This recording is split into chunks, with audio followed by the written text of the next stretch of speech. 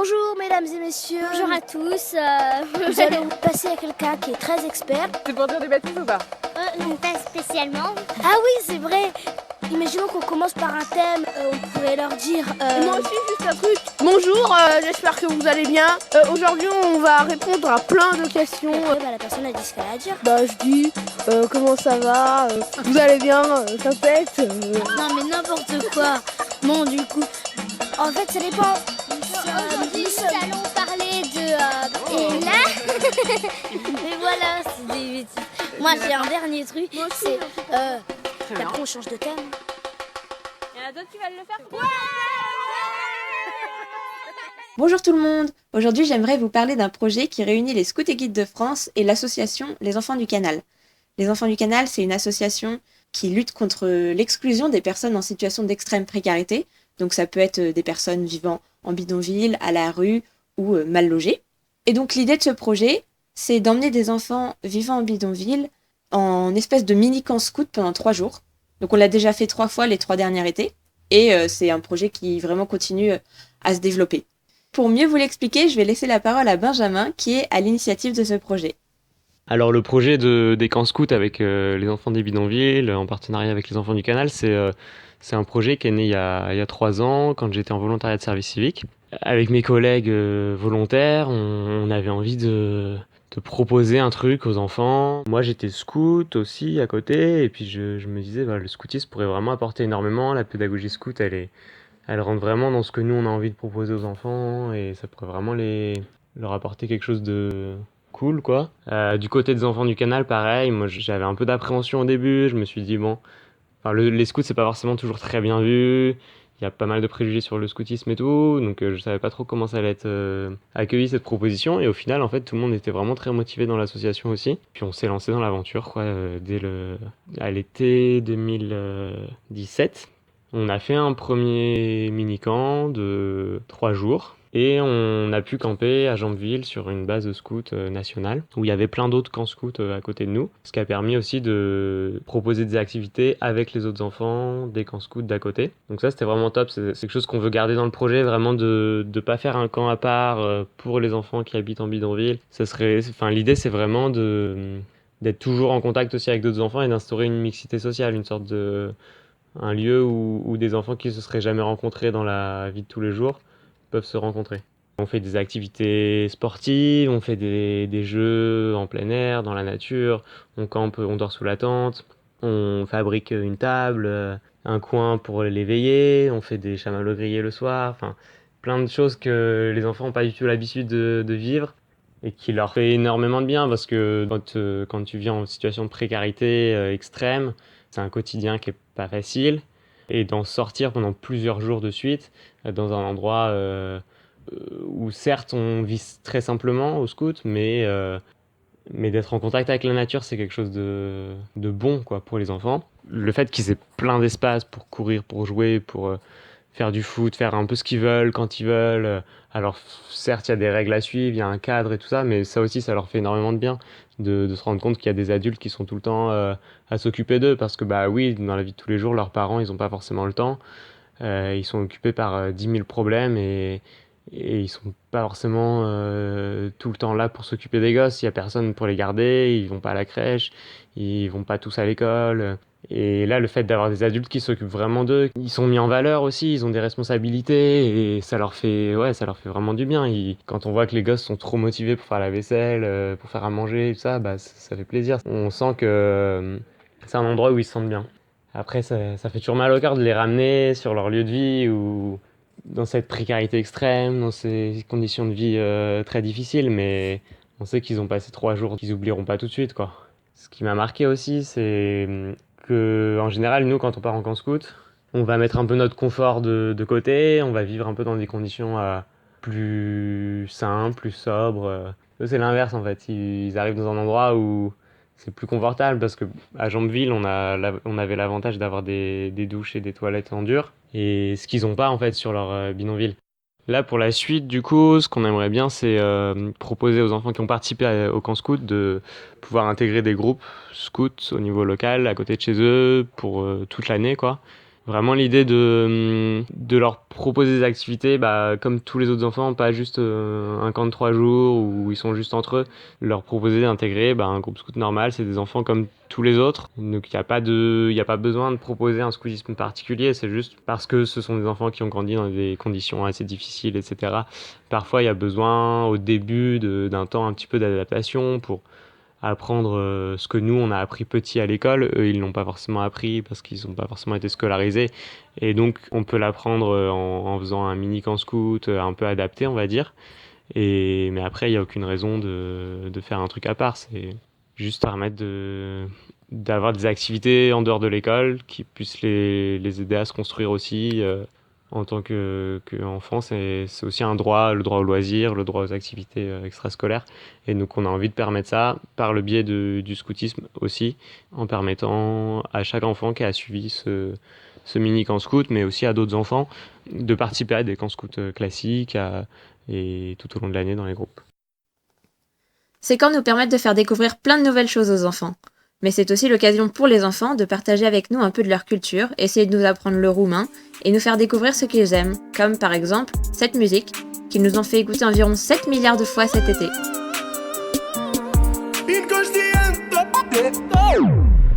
De ce mai stai cu el în pat? Dar pe gândul tău e tot la mine. Ai crezut că așa o să mă uiți?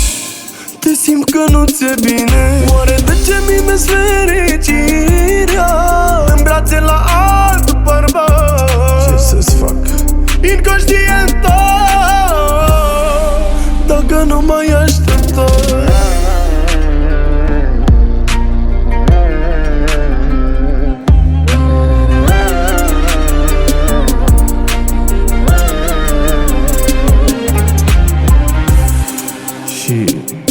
Te simt că joci teatru, să nu văd că ți-e greu.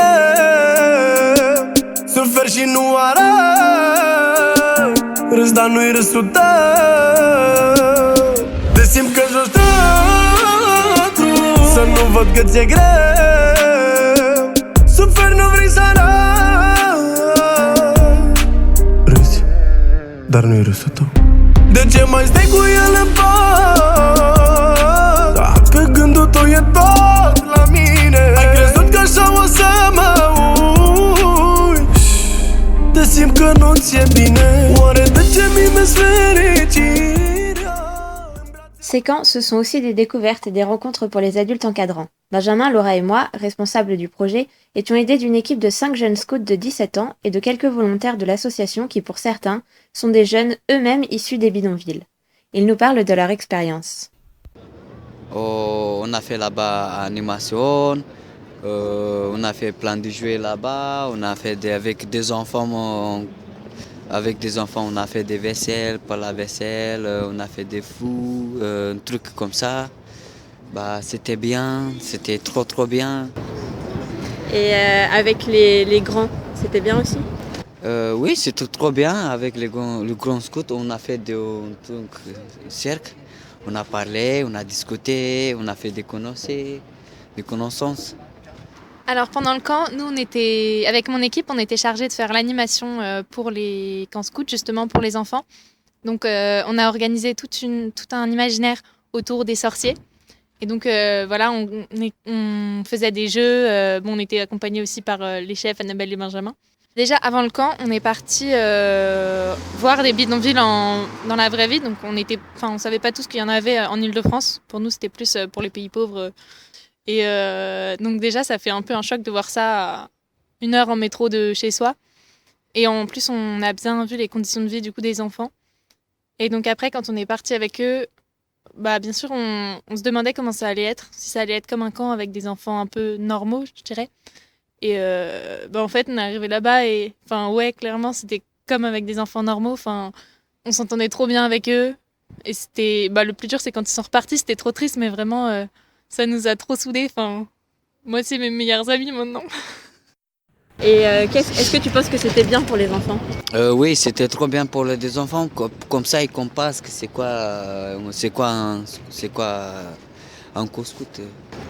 Est-ce que c'était bien pour les enfants de pouvoir aller en dehors du bidonville, ailleurs, faire des vacances? Faire des vacances comme ça fait trop bien pour eux. C'est pour ça ça se fait réfléchir la tête. Ça... Est-ce que vous aviez une idée un peu préconçue de ce que ça allait être les bidonvilles ou pas? Moi, je trouve, je me faisais toujours l'image que j'avais vue en 3e, justement, des bidonvilles, mais je voyais ça beaucoup, beaucoup, beaucoup plus grand, en fait. Enfin, parce que nous, on ne montre pas des photos des bidonvilles en Île-de-France. Et moi, ce qui m'a le plus marqué là-bas, c'est déjà, ça ressemble aux photos. Enfin, c'est vraiment des maisons un peu sommaires, quoi. Mais par contre, ce qui m'a marqué, j'étais à Bondy, et c'est surtout toute la poussière qu'il y a autour. Enfin, c'est même pas tant les maisons en elles-mêmes, c'est vraiment juste les conditions de vie autour. Ils sont là au milieu de rien, un peu, des travaux, des camions qui passent et tout. Et moi, je trouve ça super dangereux pour les enfants. J'ai eu trop peur pour eux la première fois. Et est-ce que pendant le camp, ça c'est des idées préconçues que vous aviez sur par exemple la population rome ou quelque chose, des choses comme ça que vous avez cassées? Un peu tous les clichés qu'on peut penser. Enfin, je sais pas, moi j'en avais pas particulièrement parce que je me suis jamais vraiment intéressée à ce sujet, aux Roms et tout. Je pensais même pas qu'il y en avait tant que ça en France. Donc je m'étais jamais vraiment intéressée au sujet. Je me suis rendu compte quand même qu'il y avait une petite différence, par exemple pour la vaisselle. Genre quand on a demandé aux garçons de faire la vaisselle, eux ils s'attendaient même pas à ce qu'on leur demande parce que pour eux c'était juste comme ça, c'était les filles qui faisaient ça, mais c'était la vie. Et en fait je me suis dit il y a encore pas mal de choses à faire progresser. Oui, et du coup depuis le camp que j'ai fait cet été, depuis le projet avec les enfants des bidonvilles, j'en parle forcément un peu. Autour de moi, quand on me demande ce que j'ai fait de mon été, c'est la première chose que je raconte. Et c'est vrai que du coup j'enchaîne pas mal sur les bidonvilles, surtout à quel point j'ai été surprise de voir des bidonvilles en Île-de-France, mais des vrais bidonvilles, quoi, pas 2-3 SDF comme on peut en voir dans les rues. Oui, donc je pense que c'est pas mal parce qu'on peut parler du projet. Ça permet de sensibiliser aussi les autres, pas que nous qui avons vécu le projet, mais aussi les autres, leur raconter comment c'était. Et en vrai, les gens ils s'y intéressent pas mal. Ils s'y attendent pas non plus en général. Est-ce que tu as aimé? Oui, j'ai aimé, trop bien. Merci Razvan et Diane de nous avoir partagé votre expérience. Et si on allait voir, et si on allait écouter les temps forts de ces 3 jours d'un peu plus près? Jeux, chants, repas, veillées, je vous invite à écouter. Essaye de lever tes doigts. Essaye de mettre là, ici, hop. Ouais, comme ça, c'est très bien.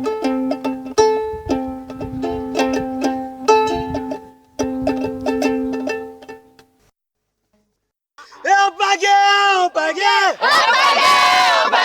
Et où t'as mis la pagaie Là-bas sous les cocotiers Et les cocos ils l'ont bouffé Et on peut plus pagayer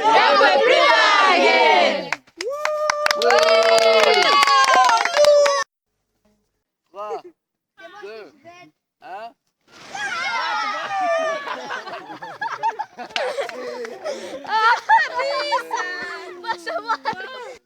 3, 2, 1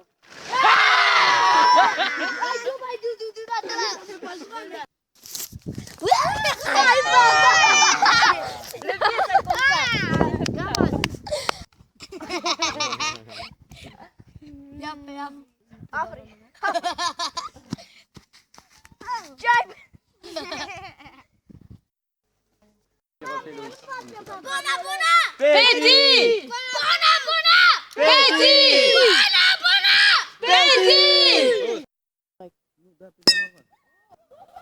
Como é justo a xerepe? Floyd, food, panai. Bine,